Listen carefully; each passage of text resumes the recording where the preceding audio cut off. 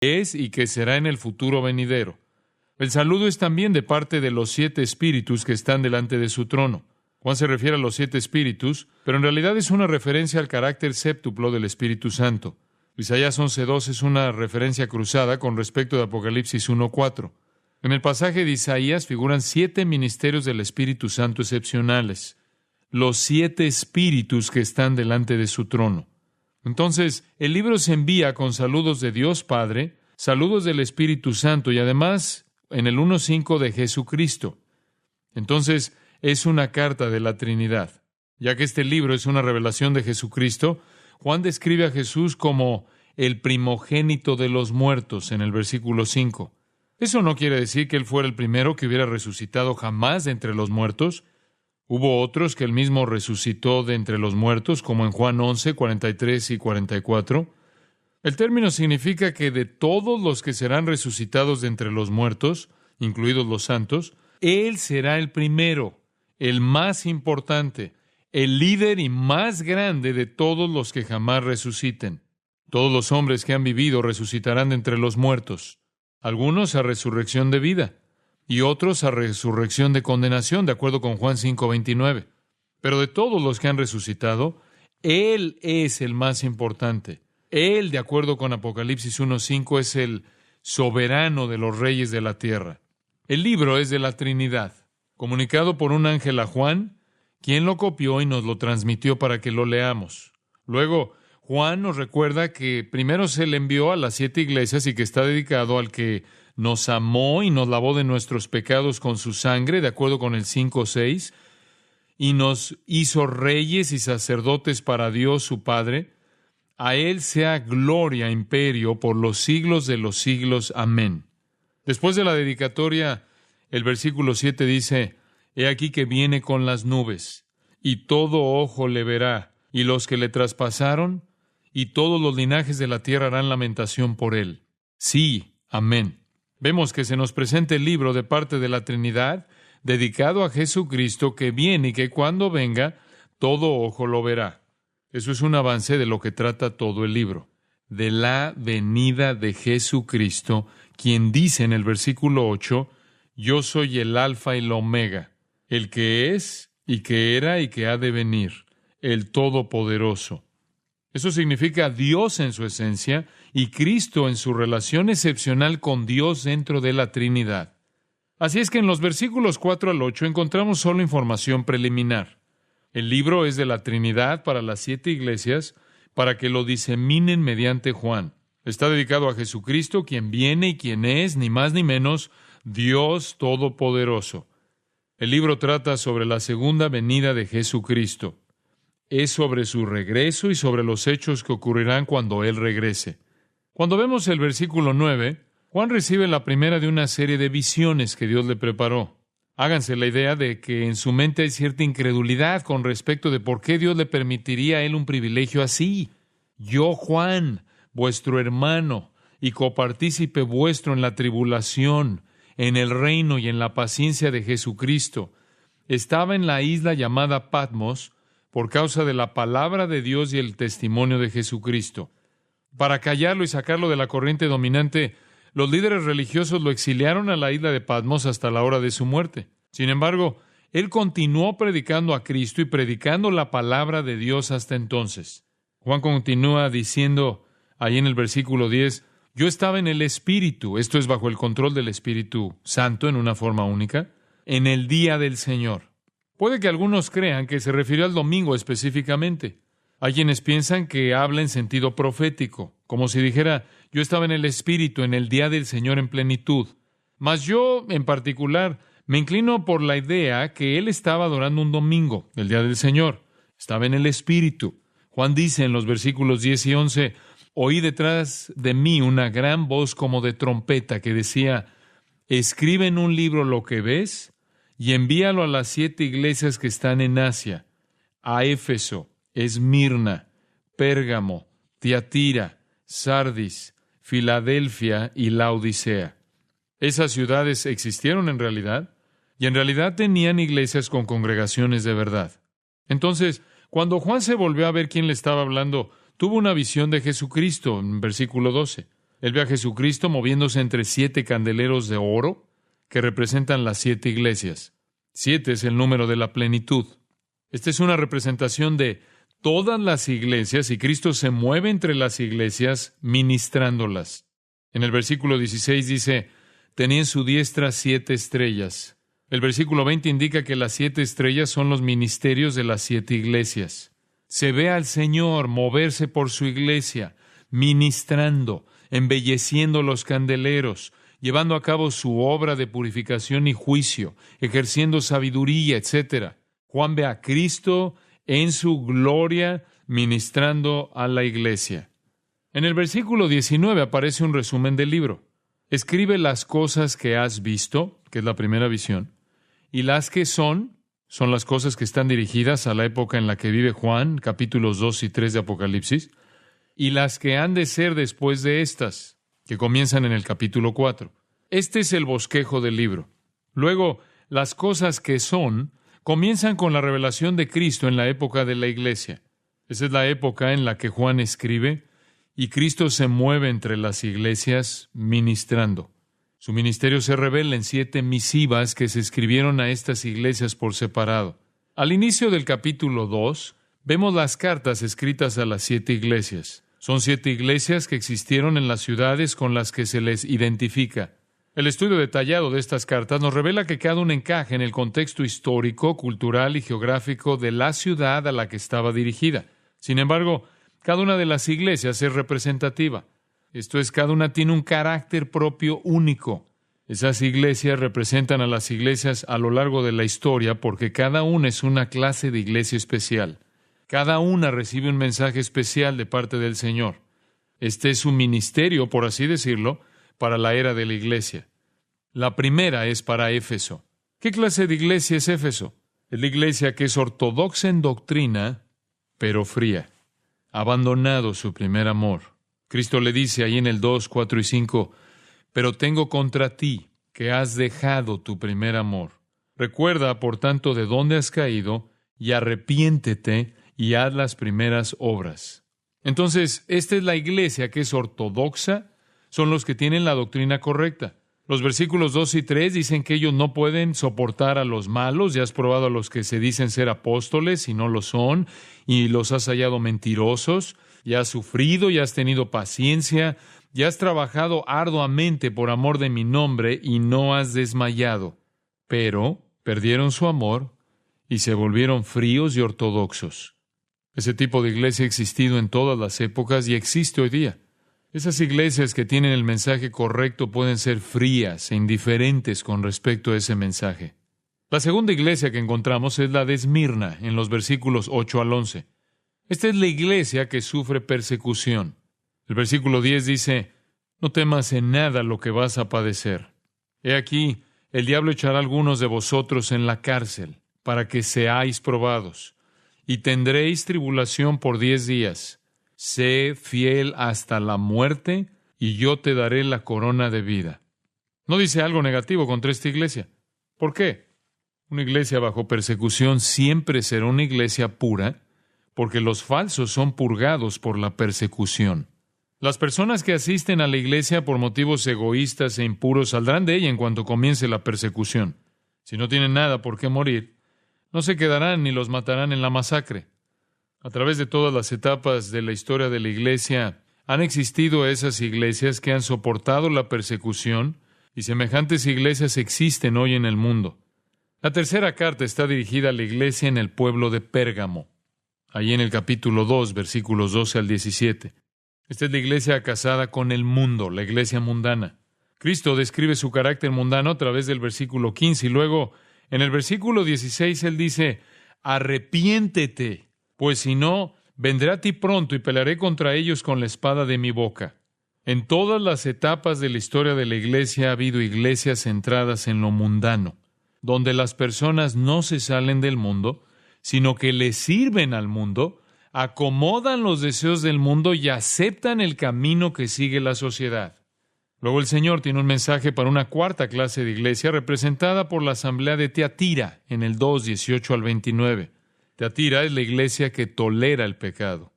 En esta iglesia en particular, ellos toleraban una mujer por el estilo de Jezabel, que estaba seduciendo a los sirvientes a cometer fornicación y a comer cosas dadas en sacrificio a los ídolos.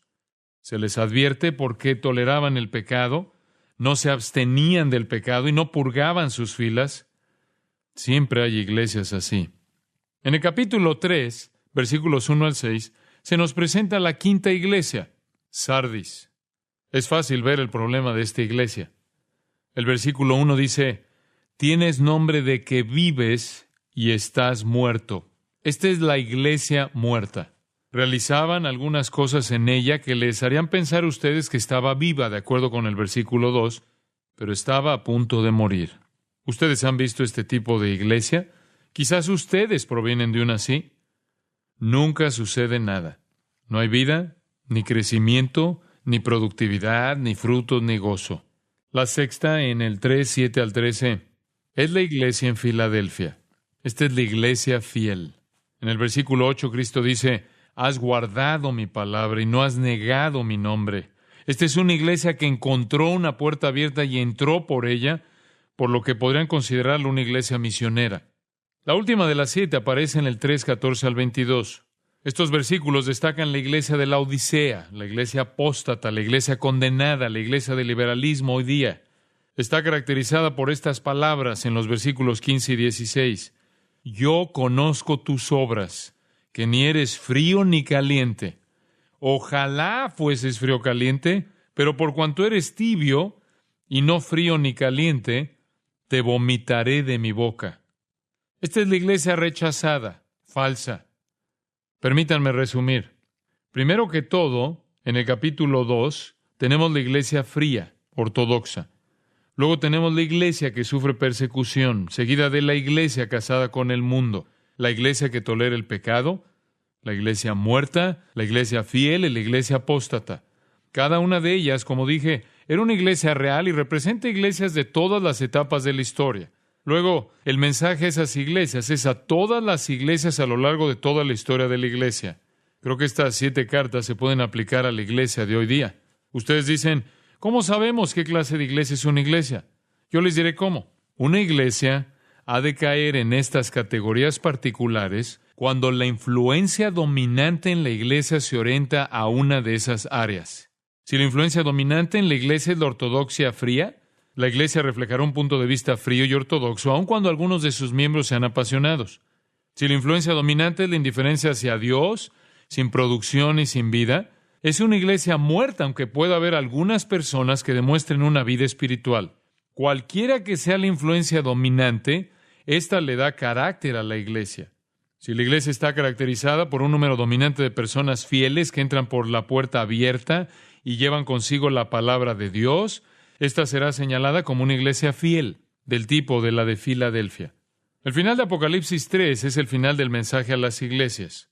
No oímos la palabra iglesia de nuevo en el libro de Apocalipsis hasta el final mismo, en el capítulo 22, cuando Jesús dice, yo Jesús he enviado mi ángel para daros testimonio de estas cosas en las iglesias. La iglesia no aparece a partir de aquí hasta que se le llama a la iglesia por otro nombre en el reino milenario, y es el de novia. La última palabra en el capítulo 3 es iglesias. Cada uno de los mensajes a las iglesias termina de la misma forma. El que tiene oído, oiga lo que el Espíritu dice a las iglesias. Lo vemos en el 2, 7, 11, 17, 29, en el 3, 6, 13, 22. ¿Qué quiere decir esto? Quiere decir que el mensaje a esas iglesias va más allá de ellas hasta todo el que tenga oído espiritual. Ahora llegamos al capítulo 4 y dejamos la era de la iglesia. A menudo las personas se preguntan, ¿dónde entra el rapto? Está en los espacios en blanco entre los capítulos 3 y 4. Tenemos la iglesia en la tierra en los capítulos 2 y 3. De pronto aparecemos en el cielo en el capítulo 4. El tema del cielo es la adoración. En el 4:1 leemos, después de esto miré, y he aquí una puerta abierta en el cielo. Y la primera voz que oí, como de trompeta, hablando conmigo, dijo, sube acá, y yo te mostraré las cosas que sucederán después de estas. Ahora pasamos a la fase 3 del plan. Hemos examinado las cosas que has visto y las que son en los capítulos 1 al 3. Ahora comenzaremos a examinar las que han de ser después de estas, como dice el 1:19. El curso de la cronología y del plan está diseñado muy cuidadosamente. Observe el 4:2. Y al instante yo estaba en el Espíritu. Lo que significa que a él lo guiaba el Espíritu hacia esta visión. Esto es lo que él vio. He aquí un trono establecido en el cielo. Y la palabra griega para establecido supone la idea de permanencia. Este no es cualquier trono pasajero. Es un trono eterno, permanente, el trono de Dios. Sabemos esto porque, de acuerdo con el versículo 3, el aspecto del que estaba sentado era semejante a piedra de jaspe, esto es diamante, y de cornalina, esto es rubí. Y había alrededor del trono un arco iris, semejante en aspecto a la esmeralda. Tal arco iris de esmeralda es reflejo de la fidelidad de Dios. En su visión, Juan está siendo testigo de Dios en su trono en el cielo, y Juan está al descubrir qué va a suceder cuando el cielo comience a actuar sobre la tierra. Primero, averigüemos quién está allá arriba. Versículo 4. Y alrededor del trono había 24 tronos, y vi sentados en los tronos a 24 ancianos, vestidos de ropas blancas, con coronas de oro en sus cabezas. Ahora bien, ¿quiénes son ellos? Yo creo que representan la iglesia de Jesucristo. Esta escena trata sobre una época de recompensas. El énfasis está en las coronas doradas en las cabezas de los ancianos. Veo esta escena como la iglesia en el rapto, ahora completada en el cielo, reinando con Dios alrededor de su trono en gloria, luego de haber sido recompensada. Cuando Jesús viene a llevar la iglesia en el rapto, Él dice en Apocalipsis 22:12, «He aquí yo vengo pronto y mi galardón conmigo». Creo que lo primero que sucede cuando seamos arrebatados es que nos elevamos al cielo y recibimos nuestras recompensas. Aquí están estos ancianos que llevan coronas, están sentados en tronos y usan ropas blancas. A la iglesia se le prometen los tres. No creo que los ancianos representan a Israel basado en el 5, 9 y 10, donde dice cantaban un nuevo cántico diciendo, digno eres de tomar el libro y de abrir sus sellos, porque tú fuiste inmolado y con tu sangre nos has redimido para Dios de todo linaje y lengua y pueblo y nación, y nos has hecho para nuestro Dios reyes y sacerdotes, y reinaremos sobre la tierra. Los que han sido redimidos están cantando esa canción. Creo que esta escena se refiere a la gente redimida, los que son salvos, aquellos que han sido redimidos en cada tribu, lengua, pueblo y nación. Según yo lo veo, no puede referirse a los ángeles, no puede referirse a santos de Israel, por lo que debe referirse a la iglesia. La visión continúa ahí en el 4:5. Y del trono salían relámpagos y truenos. Entonces Juan ve de nuevo la visión del Espíritu séptuplo ante el trono divino. Entonces Juan dice en el versículo 6, y delante del trono había como un mar de vidrio semejante al cristal. La imagen es semejante a la de Ezequiel 1. Juan describe 4 criaturas vivas alrededor del trono. Creo que son ángeles, y Juan los describe como en adoración, versículos 9 al 11. Todo el cielo está en adoración. Los ángeles, los santos, la iglesia, todos están dando alabanza y gloria a Dios. Como dije antes, de eso es de lo que se trata el cielo. El cielo es un lugar donde todo el mundo adora a Dios. Y eso es lo que Juan ve cuando tiene esta visión del cielo. Pero entonces algo interesante sucede en el capítulo 5. Se interrumpe la adoración. Versículo 1. Y vi en la mano derecha del que estaba sentado en el trono un libro. ¿Saben lo que es? Es el documento de propiedad de la tierra porque estaba, versículo 1, sellado con 7 sellos.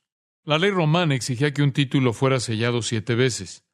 Enrollaban el pergamino hasta un lugar, lo sellaban, lo enrollaban un poco más, lo sellaban de nuevo, y así hasta 7 sellos. La razón de tantos sellos es que nadie podía abrir fácilmente el documento sin ser descubierto. Creo que este es el testamento de Dios para darle la tierra a Jesucristo. Esa fue su promesa en el Salmo 2, 8, 9, cuando el Señor dijo, pídeme y te daré por herencia a las naciones. Los quebrantarás con vara de hierro, como vasija de alfarero los desmenuzarás. Esa fue la promesa al Hijo. La escena en el cielo continúa y nos dice ahí los versículos 2 al 5 del capítulo 5, ¿quién es digno de abrir el libro y desatar sus sellos? Y ninguno, Ni en el cielo, ni en la tierra, ni debajo de la tierra podía abrir el libro, ni aun mirarlo. Y lloraba yo mucho, porque no se había hallado a ninguno digno de abrir el libro, ni de leerlo, ni de mirarlo. Y uno de los ancianos me dijo: no llores. He aquí que el león de la tribu de Judá, la raíz de David, ha vencido para abrir el libro y desatar sus 7 sellos. Uno de los ancianos, que es un representante de los redimidos, sabe que Jesucristo es el único digno de abrir ese pergamino. El versículo 6 describe a aquel que avanza en medio de las criaturas vivas. Estaba en pie un cordero como inmolado, que tenía 7 cuernos. Esto significa poder pleno. 7 significa plenitud. El cuerno del animal hace referencia al poder. Y continúa, y 7 ojos, que se refieren a sabiduría perfecta, los cuales son los 7 espíritus de Dios, de nuevo el Espíritu Santo. Versículo 6 lo indica.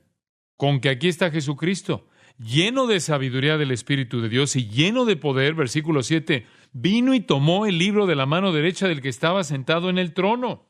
Tengan este valioso versículo en mente, subrayenlo varias veces, marque el desarrollo de todo lo que va a suceder. Jesús toma el pergamino y va a tomar de nuevo a la tierra. El paraíso será recuperado. ¿Qué creen ustedes que sucede en el cielo como resultado? Versículos 8 al 14 indican que provoca mayor adoración. ¿Por qué está tan emocionado el cielo? Están cansados de la rebelión en la tierra. Cuando ven que Cristo ha tomado el pergamino y comienza a desenrollarlo y lo trae de nuevo a la tierra, se emocionan. Hay gloria y alabanza y adoración, culminando en esta maravillosa declaración en el versículo 12.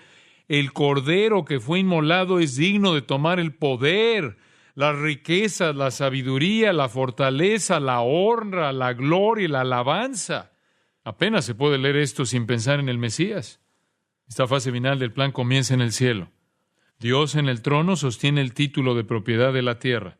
Mientras el cielo está adorando, buscando a alguien apropiado para tomar el título y recuperar la tierra, el Cordero viene a tomar el título de propiedad y recuperar la tierra. Eso provoca más muestras de alegría de nuevo. El capítulo 6 comienza cuando el Señor despega los sellos. Hay 7 sellos y cada uno que se rompe revela otra cosa que va a suceder en la tierra. El primer sello es la paz, de acuerdo con los versículos 1 y 2, donde dice: vi cuando el Cordero abrió uno de los sellos, y oí a uno de los 4 seres vivientes decir como con voz de trueno: ven y mira. Y miré, y he aquí un caballo blanco, y el que lo montaba tenía un arco, y le fue dada una corona, y salió venciendo y para vencer. ¿Quién es este montando en un caballo blanco? Es un conquistador que no necesita usar arco y flecha porque no tenía que guerrear. La suya es una conquista pacífica. El periodo de la tribulación en la tierra comienza entonces con una falsa paz motivada por el anticristo. Pueden comparar estos versículos con Daniel 9:27. Hace un pacto con el pueblo de Dios e instaura una falsa paz, de manera que es un falso Cristo, que trae lo que parece ser la paz, pero no dura mucho porque el segundo sello se rompe en el versículo 4 y se revela otro caballo, solo que este es rojo. Estos son los 4 jinetes del Apocalipsis. Observa lo que dice el versículo 4. Al que lo montaba le fue dado poder de quitar de la tierra la paz y que se matasen unos a otros. El segundo sello es la guerra. Eso da lugar a la ruptura del tercer sello, versículos 5 y 6. Y miré, y aquí un caballo negro, y el que lo montaba tenía una balanza en la mano. Y oí una voz de en medio de los 4 seres vivientes que decía: 2 libras de trigo por 1 denario y 6 libras de cebada por 1 denario. Eso significaría que la persona obtuvo casi 1,5 pintas de cebada y 1/3 de esa cantidad en trigo por 1 día de trabajo. En otras palabras, uno trabaja todo un día para ganar lo suficiente para obtener apenas lo que una persona come. Esas son condiciones de hambre. El versículo termina: no dañes el aceite ni el vino. Esa es la comida del rico. La gente común no podía ni tocarlo. Por eso es que a la paz sigue la guerra y esta es seguida del hambre. Donde hay guerra a nivel mundial, hay hambre a nivel mundial. El próximo es el 4º sello. ¿Qué sigue lógicamente a la guerra y al hambre? La muerte. El versículo 8 dice: miré, y aquí un caballo amarillo, y el que lo montaba tenía por nombre Muerte, y el Hades le seguía. Y le fue dada potestad sobre la cuarta parte de la tierra para matar con espada, con hambre, con mortandad y con las fieras de la tierra. En la medida en que llegamos a la apertura del séptimo sello, encontramos algunas personas bajo el altar en el versículo 9. Son sin duda los redimidos que han sido asesinados y están ahora en el cielo, en el altar mismo de Dios, orando, de acuerdo con el versículo 10. Observe, ¿hasta cuándo, Señor, santo y verdadero, no juzgas y vengas nuestra sangre en los que moran en la tierra? Durante la guerra y la matanza y el hambre, al pueblo redimido lo masacra el anticristo. Esta es una sección muy importante. Es una premisa en la que se basa una gran parte de la explicación futura en Apocalipsis. El versículo 11 dice, y se les dieron vestiduras blancas, y se les dijo que descansasen todavía un poco de tiempo, hasta que se completara el número de sus consiervos y sus hermanos, que también habían de ser muertos como ellos. En esencia, los santos martirizados tienen que ser pacientes. Mientras tanto, se les dan vestiduras blancas, que son ropas celestiales, para que en ellas se regocijen y descansen hasta que los otros mártires sobre la tierra terminen de ser martirizados. Ahora, de regreso a la tierra y al sexto sello, que es un terremoto. Versículo 12. El sol se puso negro como tela de silicio, y la luna se volvió toda como sangre. Joel habló acerca de este incidente, al igual que Pedro, el día de Pentecostés. Lo vemos ahí en Joel 1, 28 al 32 y Hechos 2, 17 al 21. Apocalipsis 6, 13 dice, las estrellas del cielo cayeron sobre la tierra como la higuera deja caer sus higos cuando es sacudida por un fuerte viento. Ahora, imagínense eso. El sol se pone negro, la luna se pone roja como la sangre, las estrellas caen del cielo, y entonces el cielo desaparece como un pergamino que se enrolla, versículo 14. ¿Alguna vez ustedes han bajado una cortina y luego la han soltado? Eso es lo que le va a pasar al cielo. Versículo 14 dice, y todo monte y toda isla se removió de su lugar. Ese será un momento espantoso. Un miedo tremendo es la reacción en los versículos 15 al 17. La gente pide a gritos que caigan las rocas y las montañas, diciendo, caed sobre nosotros y escondednos del rostro de aquel que está sentado sobre el trono y de la ira del Cordero, porque el gran día de su ira ha llegado, ¿y quién podrá sostenerse en pie? Si ustedes tienen que soportar esto, serán como una canasta. ¿Ustedes se pueden imaginar lo que era para Juan el tener todas estas visiones? Por eso el Señor le da un respiro en el capítulo 7. En medio de todo el caos que ocurre, habrá una bendición. A algunos se les librará de este juicio. A algunos creyentes se les eximirá. ¿Quiénes son? Son 144,000 judíos de cada tribu, con la excepción de Dan. A ellos se les omite debido a su burda idolatría, como lo vemos en Deuteronomio capítulos 27 y 28. Pero si a ustedes les preocupa Dan, Ezequiel 48, 1 y 2 señala que ellos están incluidos en el reino, de manera que son devueltos bondadosamente al rey, pero simplemente no se les permite servir en este ministerio en particular. A mitad de la semana, cuando comience el holocausto, ya habrá judíos que han creído en Jesucristo como su Salvador y Señor, y pasarán por la tribulación y no podrán ser ultimados. No pueden ser heridos porque están sellados y protegidos, versículos 2 y 3. Nada les puede hacer daño, por lo que durante la segunda mitad de la tribulación habrá 144,000 judíos que predican el Evangelio. Van a ser muy eficientes.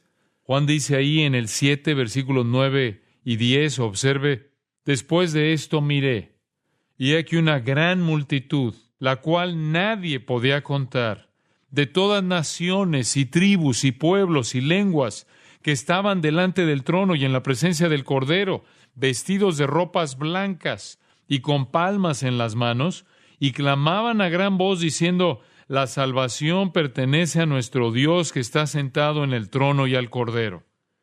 ¿De dónde vinieron? Son el fruto de los 144,000 judíos. Esta es una de las maravillosas declaraciones acerca de la soberanía de Dios en la salvación. Dios decidirá salvar 144,000 judíos y seleccionará a 12,000 de cada tribu de Israel. Solo Él sabe dónde se conectan las personas con sus tribus. Ellos perdieron todos los documentos en la destrucción de Jerusalén en el año 70 después de Cristo. Pero Él no pierde los documentos. Aquellos 144,000 judíos redimidos serán los evangelistas. Debido a su ministerio, vendrán innumerables personas de cada tribu y lengua y nación y pueblo a alabar al Señor Jesucristo. Por supuesto, lo que viene después de esto en el cielo es mucha más adoración en el resto del capítulo 7. Ahora llegamos al séptimo sello en el capítulo 8. El séptimo sello es la reacción a los primeros 6. Tanto como la séptima trompeta será una reacción a las primeras 6 y la séptima copa una reacción a las primeras 6. El versículo 1 dice, cuando abrió el séptimo sello, se hizo silencio en el cielo como por media hora. ¿Qué quiere decir esto? ¿Qué se detuvo?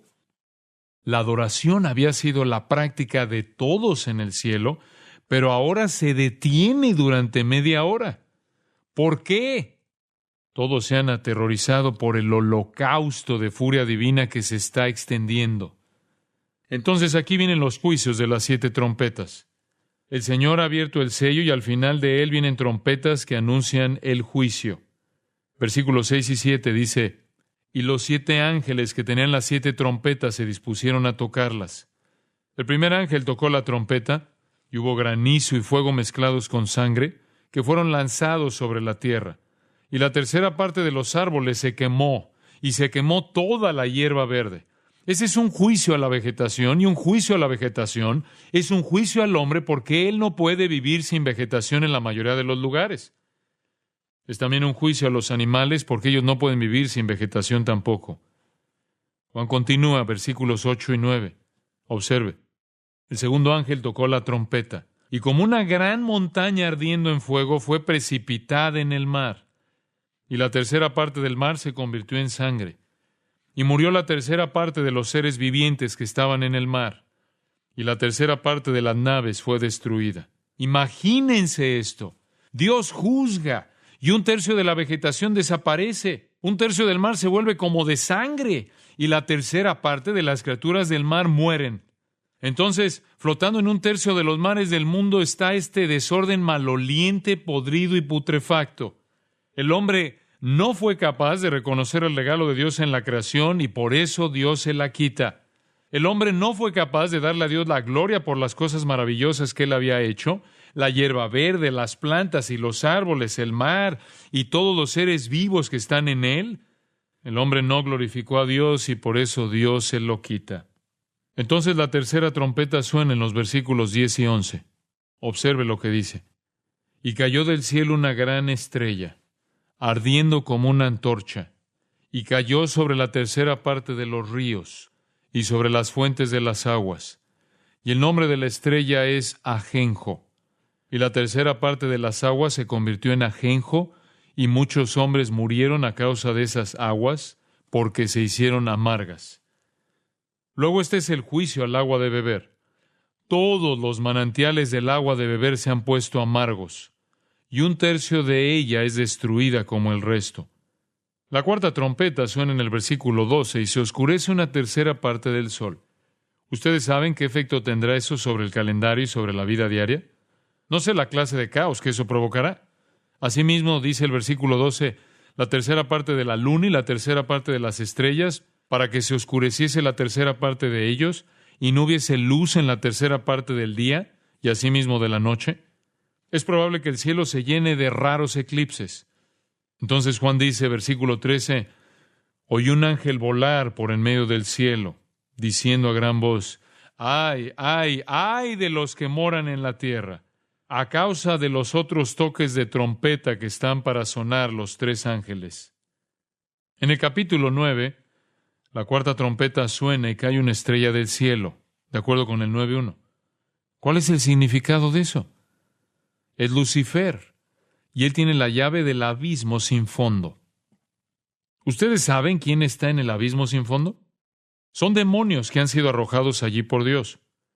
Pero Lucifer obtiene la llave y baja para abrir el abismo sin fin. ¿Qué va a suceder? Todos esos demonios que han sido arrojados allí por miles de años van a salir finalmente. El versículo 2 dice, subió humo del pozo como humo de un gran horno, y se oscureció el sol y el aire por el humo del pozo. Cuando salen son como langostas, exactamente como una plaga que barre la tierra, como lo vemos en el 3. ¿Ustedes saben por qué la tribulación va a ser una época terrible? Todos los demonios arrojados en el infierno se van a soltar para sumarse a los que ya están en la tierra. A partir del versículo 4 dice, y se les mandó que no dañasen a la hierba de la tierra, ni a cosa verde alguna, ni a ningún árbol, sino solamente a los hombres que no tuviesen el sello de Dios en sus frentes. Y les fue dado, no que los matasen, sino que los atormentasen 5 meses. Y su tormento era como tormento de escorpión cuando hiere al hombre. Y en aquellos días los hombres buscarán la muerte, pero no la hallarán, y ansiarán morir, pero la muerte huirá de ellos. La plaga de langostas demoníaca va a cruzar el globo terráqueo, torturando a los hombres durante 5 meses, y los hombres serán incapaces de buscar alivio incluso en la muerte. Los versículos 7 al 10 describen estos seres demoníacos en lenguaje simbólico. Luego el versículo 11 dice, y tienen por rey sobre ellos al ángel del abismo, cuyo nombre en hebreo es Abadón, significa destructor, y en griego Apolión, destructor también.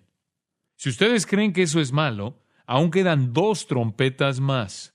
Mientras suena la 6ª trompeta, el río Éufrates se abre totalmente, versículo 15. Observe, y fueron desatados los 4 ángeles que estaban preparados para la hora, día, mes y año, a fin de matar a la 3ª parte de los hombres. Aquí viene una hueste liberada por un ángel, y la hueste debe matar a 1/3 del mundo. El número del ejército de jinetes es de 200 millones si vienen del este, cruzando el Éufrates, de acuerdo con el versículo 16. En el versículo 18, 1/3 de la humanidad es asesinada por el fuego, el humo y el azufre que sale de las bocas de este ejército. Esa puede ser la forma en que se describe la artillería usando términos antiguos. Observe versículos 20 y 21. Y los otros hombres que no fueron muertos con estas plagas, ni aun así se arrepintieron de las obras de sus manos, ni dejaron de adorar a los demonios y a las imágenes de oro, de plata, de bronce, de piedra y de madera, las cuales no pueden ver, ni oír, ni andar, y no se arrepintieron de sus homicidios, ni de sus hechicerías, del griego farmakeia, drogas, ni de su fornicación, ni de sus hurtos. Los hombres no se arrepintieron, simplemente maldijeron a Dios. Entonces, esas trompetas son muy formidables. Las primeras 6 trompetas van a sonar al final de la tribulación. ¿Han notado ustedes que la iglesia no se menciona en absoluto? El capítulo 10 es otra pequeña pausa. Por eso a Juan se le da otra visión de la parte buena. Versículo 1 al 3 del capítulo 10, observe. Su rostro era como el sol, y sus pies como columnas de fuego. Tenía en su mano un librito abierto, y puso su pie derecho sobre el mar, y el izquierdo sobre la tierra. Y clamó a gran voz, como ruge un león, y cuando hubo clamado, 7 truenos emitieron sus voces. Entonces este ángel le dice a Juan en el versículo 4, sella las cosas que los 7 truenos han dicho, y no las escribas. El juicio a los pecadores es demasiado atemorizante y demasiado horripilante. La parte que ellos no revelan, de acuerdo con el versículo 7, es un misterio de Dios. Esa se terminará. Juan vio en esa visión el pequeño pergamino que representaba la propiedad de la tierra y le dijeron que se lo comiera. Así lo hizo y dijo en el versículo 10, era dulce en mi boca como la miel, pero cuando lo hube comido, amargó mi vientre. ¿Qué significa esto? Cuando yo veo la venida de Jesucristo en su gloria, tengo un sabor dulce, porque Cristo merece reinar en gloria, pero también tengo un sabor amargo, porque cuando Él viene en gloria a reinar, yo sé que eso significará la devastación y eterna maldición del mundo, y por eso es dulce y amargo. Ahora, antes de que suene la 7ª trompeta, echamos otra mirada a la gracia de Dios en el capítulo 11. Aquí están mis 2 personas favoritas en la Biblia, y ni siquiera sé quiénes son. Pero si el Señor está buscando voluntarios, yo me ofrezco.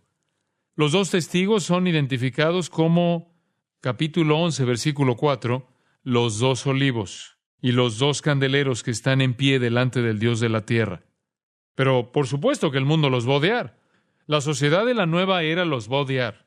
Las personas que encuentran una explicación para el rapto diciendo que nos libramos de todas esas personas que nos impedían alcanzar el siguiente nivel de conciencia, los van a odiar, especialmente cuando prediquen a Jesucristo.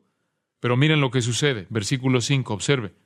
Si alguno quiere dañarlos, sale fuego de la boca de ellos y devora a sus enemigos. ¿Yo podría acostumbrarme a eso? ¿A ustedes los están persiguiendo y provocando? ¿No creen el mensaje de ustedes y luego ellos tratan de quitarles sus vidas? Detengámonos ahí. El versículo 6 dice que tienen poder para cerrar el cielo. Dicho de otra manera, ellos pueden entrar a un lugar, predicar el Evangelio de Jesucristo, y en lo que predican provocarán que ocurra una sequía. Luego ellos pueden controlar los elementos. Observe el versículo 6. Estos tienen poder para cerrar el cielo, a fin de que no llueven los días de su profecía, y tienen poder sobre las aguas para convertirlas en sangre y para herir la tierra con toda plaga cuantas veces quieran. Ahora bien, ¿qué piensan ustedes que saldrá en las noticias cada noche? A continuación, nuestro reporte de 2 testigos. Esta semana estuvieron en Cincinnati, no llovió. Todos los ríos se convirtieron en sangre y hubo plagas que atacaron a las personas. Tenemos que hacer algo con estos 2 sujetos, pero cada vez que lo intentamos nos convertimos en humo. ¿Ustedes saben lo que pasará a continuación? Finalmente la bestia sale del abismo, la bestia misma. Ella los vence y los mata, versículo 7. Y observa el versículo 8. Y sus cadáveres estarán en la plaza de la gran ciudad, que en sentido espiritual se llama Sodoma y Egipto, donde también nuestro Señor fue crucificado. Por tanto, son asesinados en Jerusalén. El versículo 8 dice que sus cuerpos son abandonados en la calle. Ahora bien, esto es en nuestra era moderna. Los gobiernos no dejan cadáveres en la calle. El versículo 9 dice, y los de los pueblos, tribus, lenguas y naciones verán sus cadáveres por 3 días y medio. ¿Cómo puede el mundo entero ver 2 cadáveres en Jerusalén? Hay una sola forma y es por la televisión. Eso no hubiera podido ser posible hace 100 años. Observe el versículo 9. Y no permitirán que sean sepultados. ¿Por qué? El versículo 10 nos dice, y los moradores de la tierra se regocijarán sobre ellos y se alegrarán y se enviarán regalos unos a otros, porque estos 2 profetas habían atormentado a los moradores de la tierra. El mundo está muy contento de que estos 2 estén muertos. Puedo imaginarme un reportero parado allí diciendo, a estos hombres los mataron hace 3 días y medio. Sentimos un gran alivio de que los hayan eliminado de la tierra. Entonces en los versículos 11 al 13 dice, observe, pero después de 3 días y medio entró en ellos el espíritu de vida enviado por Dios, y se levantaron sobre sus pies, y cayó gran temor sobre los que los vieron, y oyeron una gran voz del cielo que les decía, subid acá. Y subieron al cielo en una nube, y sus enemigos los vieron. En aquella hora hubo un gran terremoto, y la 10ª parte de la ciudad se derrumbó. Y por el terremoto murieron en número de 7,000 hombres, y los demás se aterrorizaron y dieron gloria al Dios del cielo. Terror, puro terror, es la respuesta. Dios nunca estará sin un testigo. Después de ese interludio regresamos a la 7ª trompeta. Cuando suena es el gran final. Observe el versículo 15. Los reinos del mundo han venido a ser de nuestro Señor y de su Cristo, y Él reinará por los siglos de los siglos. Cuando esa 7ª trompeta suena, los reinos del mundo pertenecen a Jesucristo. Y el capítulo 12 vuelve a recoger algunos detalles más antes de que lleguemos a las últimas 7 copas. Describe la persecución incesante de Satanás a Israel y al Mesías y al pueblo de Dios. Plantea cómo Él siempre ha hecho la guerra en contra del pueblo de Dios. La mujer en este capítulo es Israel, el niño es Cristo y el dragón es Satanás. El dragón siempre ha perseguido al niño que nació de la mujer. Él ha luchado en el pasado y luchará en el futuro. El versículo 7 dice que los demonios de Satanás y Miguel y sus ángeles van a librar una guerra en el cielo.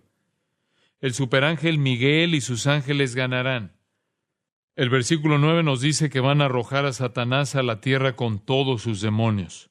Pero veamos la escena. Los demonios han salido del foso como langostas y andan por toda la tierra. Los demonios que habían sido gobernantes en las altas esferas han sido lanzados hacia abajo, sin tener acceso a Dios nunca más, como Satanás en Job cuando fue ante el trono de Dios en Job 1:6. Con todos ellos en la tierra, uno solo puede imaginarse cómo es un mundo demoníacamente infestado. El ataque del ejército demoníaco está dirigido a Israel, pero el resto del capítulo 12 muestra cómo Dios protege maravillosamente a Israel. En un momento dado, este ejército persigue a Israel, pero de acuerdo con Apocalipsis 12:16, la tierra se abra y se lo traga. El capítulo 13 recoge otro detalle. Nos presenta al anticristo, el gobernante del mundo, quien dirige un ataque con todo contra el pueblo de Dios. En los versículos 4 y 5 dice, ¿quién como la bestia? ¿Y quién podrá luchar contra ella? También se le dio boca que hablaba grandes cosas y blasfemias, y se le dio autoridad para actuar 42 meses. Esos son 3 años y medio, es la segunda mitad de la tribulación. Y observe lo que dice los versículos 6 y 7. Y abrió su boca en blasfemias contra Dios, para blasfemar de su nombre, de su tabernáculo y de los que moran en el cielo. Y se le permitió hacer guerra contra los santos y vencerlos. También se le dio autoridad sobre toda tribu, pueblo, lengua y nación. También tiene una corte. Apocalipsis 13, 11 al 18 nos presenta al falso profeta. La bestia es el anticristo. El falso profeta es su corte. De la misma manera que Faraón tenía Janes y Jambres, como nos dice 2 de Timoteo 3:8, Balac tenía a Balaam en Números capítulos 22 y 24, y Absalón tenía a Aitofel en 2 de Samuel capítulos 15 al 17, el anticristo tendrá su corte. La misión del falso profeta es el de señalar a todos al anticristo y decirles a que lo adoren, como dice Apocalipsis 13:12. Realiza algunos milagros y señales falsas y hace que las personas construyan una gran imagen a la bestia y después le infunde aliento por medio de las influencias demoníacas, como lo señalan los versículos 13 al 15. Así crea un ídolo endemoniado. Para entonces, el mundo está tan absolutamente influido por el demonio que todo el mundo pudiera convertirse en un loco de atar, como el endemoniado gadareno en Marcos 5, 1 al 13. Entonces, el mundo entero está lleno de demonios y ellos lo controlan todo, hacen que la imagen hable y que el mundo entero adore al anticristo. Esa es la tarea del falso profeta. En la visión que tiene Juan, ve que las personas no tienen un número, no podían ni comprar ni vender, no podían funcionar en la sociedad. El número era 666. Esto no es significativo, excepto que representa al hombre. El hombre fue creado en el 6º día. 7 es el número perfecto de Dios, y por mucho que el hombre se esfuerce, él será 666. No llega a la perfección. Es el número del sistema del hombre. Las personas no pueden funcionar en esta sociedad a menos que tengan el número en la frente o en las manos, como dice el versículo 16. Casi llegamos a ese punto hoy día. Ya tenemos tarjetas de crédito y números. Si ustedes tienen una tarjeta de cajero automático, pueden insertar la tarjeta en la máquina en el banco o en la tienda, entra su número personal y obtiene el dinero o hace la compra. Pero relacionado con su número personal de la tarjeta de banco están sus antecedentes financieros. Las autoridades pueden descubrir exactamente quiénes son ustedes y averiguarlo todo sobre ustedes. Por lo tanto, ustedes pueden ver que si en el futuro decidieran que no podían ni comprar ni vender, lo único que tienen que hacer es cancelar su número cuando solo existe una sociedad sin dinero. Entonces, el anticristo gobernará el mundo y lo controlará todo debido al poder que tiene. Apocalipsis 14:1 mira la victoria del Señor Jesucristo. Los 144,000 están en el cielo cantando alabanzas por la victoria de Jesucristo. El holocausto llega a su esencia final en el Armagedón. En el capítulo 14 comenzamos a tener una perspectiva del Armagedón y en el versículo 15 el concepto de meter la hoz usada en la siega y en la cosecha siempre habla de juicio. El Señor viene en juicio aterrador. El versículo 20 lo resume todo. Y fue pisado el lagar fuera de la ciudad, y del lagar salió sangre hasta los frenos de los caballos, por 1,600 estadios. Esto significa que la sangre medía alrededor de 1,5 metros y abarcaba una distancia de alrededor de 320 kilómetros. Eso es lo que mide Israel, y se utiliza para simbolizar la masacre. Las uvas no tienen ningún poder contra los pies de Dios Todopoderoso, por lo que vemos a Dios apisonando su juicio. El versículo 12 alienta a los santos a perseverar en el juicio venidero. Si alguien muere como un mártir, dice el versículo 13, bienaventurados de aquí en adelante los muertos que mueren en el Señor. No hay por qué preocuparse. Dios está preparando su ira y juicio. Al llegar al capítulo 15, llegamos a los últimos 7 juicios.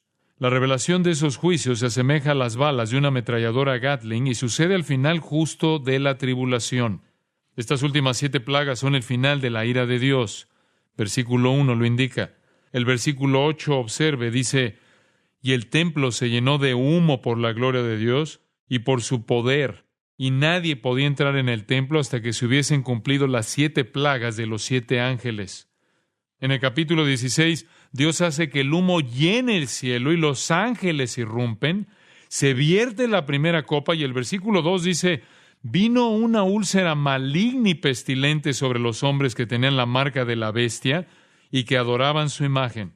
Esto es como el mendigo con las llagas en Lucas 16, 20 y 21. Puede muy bien referirse a llagas cancerosas. Inmediatamente después de eso, se vierte la segunda copa sobre el mar, versículo 3, y éste se convirtió en sangre como de muerto, y murió todo ser vivo que había en el mar. Eso resultaría en una increíble inmundicia fétida con una superficie de criaturas muertas. Versículo 4 presenta la siguiente copa.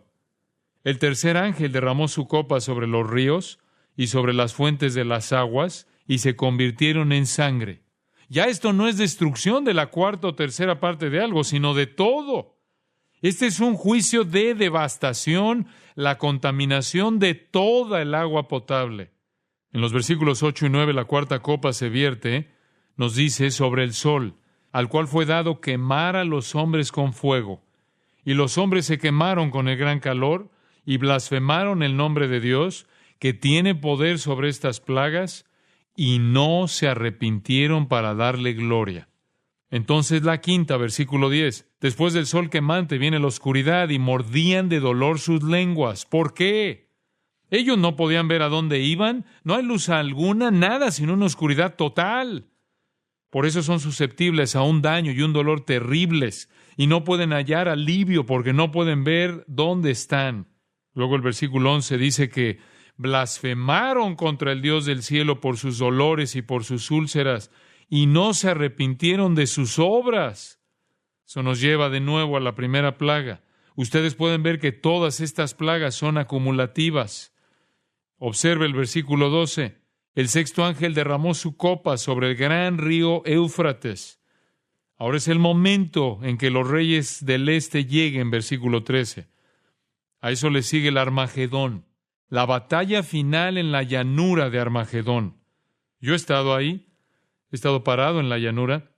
Napoleón dijo que era la mejor ubicación para una batalla que él hubiera visto sobre la faz de la tierra. Y observe lo que dice el versículo 13. 3 espíritus inmundos a manera de ranas. Estos son demonios de una característica especial. Salen del cieno del infierno mismo, de la boca del dragón y de la boca de la bestia y de la boca del falso profeta. Estos son espíritus de demonios que hacen milagros. Reúnen al mundo para la batalla en Armagedón y no saben que es el gran día de Dios Todopoderoso. El mundo llega a Armagedón a luchar. Daniel 11 lo describe. Los reyes del norte bajan y arrasan el sur. El rey del este llega. El oeste se incluye. Los reyes del este vienen. En medio de toda la lucha del cielo viene Jesucristo. Por último, la séptima copa se vierte al final del capítulo 16. Hay relámpagos y truenos, nos dice el versículo 18. Y observe el versículo 20 y 21. Y toda isla huyó. Observe el versículo 20 y 21. Y toda isla huyó, y los montes no fueron hallados. Y cayó del cielo sobre los hombres un enorme granizo como del peso de un talento. Ese es el gran final. Los capítulos 17 y 18 son muy importantes. repasan algunos detalles de la segunda mitad.